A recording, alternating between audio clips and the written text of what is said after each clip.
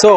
ମୁଁ ବି ଯେତେବେଳେ fast video କରୁଥିଲି ନା ମତେ ବି ବହୁତ ଏମ୍ବାରେସ୍ ଲାଗୁଥିଲା ମାନେ ଏତେ ଲୋକ ଯେ ଦୋକାନ ସାଇଡ ରେ ମାନେ ରୋଡ ସାଇଡ ରେ ନା ମୋ ଦୋକାନଟା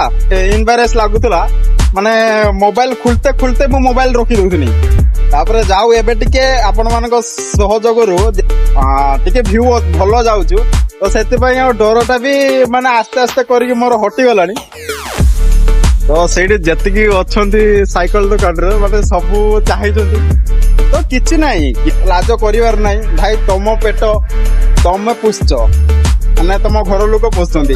ଲୋକ ଦେଖିବାରେ କିଛି ନାହିଁ ଲୋକ ଆଜି ଦେଖିବେ ଘଣ୍ଟେ ପରେ ଆପଣଙ୍କୁ ଭୁଲିଯିବେ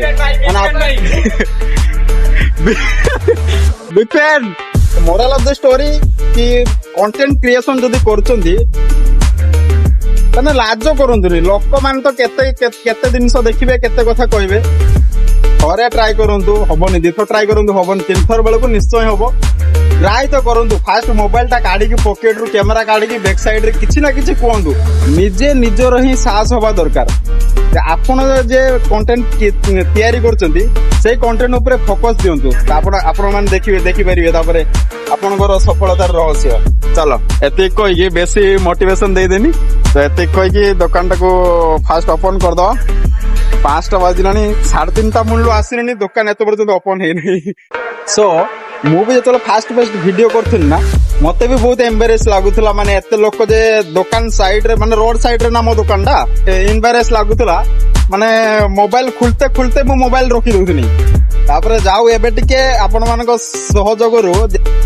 ଟିକେ ଭ୍ୟୁ ଭଲ ଯାଉଛୁ ତ ସେଥିପାଇଁ ଆଉ ଡରଟା ବି ମାନେ ଆସ୍ତେ ଆସ୍ତେ କରିକି ମୋର ହଟିଗଲାଣି ତ ସେଇଠି ଯେତିକି ଅଛନ୍ତି ସାଇକେଲ ଦୋକାନରେ ମାନେ ସବୁ ଚାହିଁଛନ୍ତି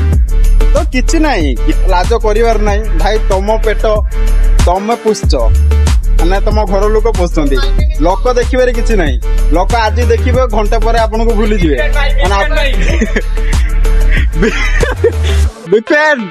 ମୋରାଲ ଅଫ ଦ ଷ୍ଟୋରି କି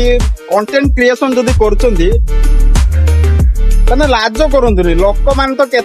କେତେ ଜିନିଷ ଦେଖିବେ କେତେ କଥା କହିବେ ଥରେ ଟ୍ରାଏ କରନ୍ତୁ ହବନି ଦିଥର ଟ୍ରାଏ କରନ୍ତୁ ହବନି ତିନିଥର ବେଳକୁ ନିଶ୍ଚୟ ହବ ଟ୍ରାଏ ତ କରନ୍ତୁ ଫାଷ୍ଟ ମୋବାଇଲ ଟା କାଢିକି ପକେଟ ରୁ କ୍ୟାମେରା କାଢିକି ବ୍ୟାକ୍ ସାଇଡ ରେ କିଛି ନା କିଛି କୁହନ୍ତୁ ନିଜେ ନିଜର ହିଁ ସାହସ ହବା ଦରକାର ଆପଣ ଯେ କଣ୍ଟେଣ୍ଟ ତିଆରି କରୁଛନ୍ତି ସେଇ କଣ୍ଟେଣ୍ଟ ଉପରେ ଫୋକସ ଦିଅନ୍ତୁ ଆପଣ ମାନେ ଦେଖିପାରିବେ ତାପରେ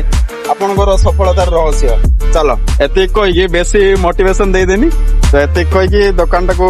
ଫାଷ୍ଟ ଓପନ କରିଦବା 5ଟା ବାଜିଲାଣି 3:30 ମୂଳରୁ ଆସିଲେଣି ଦୋକାନ ଏତେ ପର୍ଯ୍ୟନ୍ତ ଓପନ ହେଇନି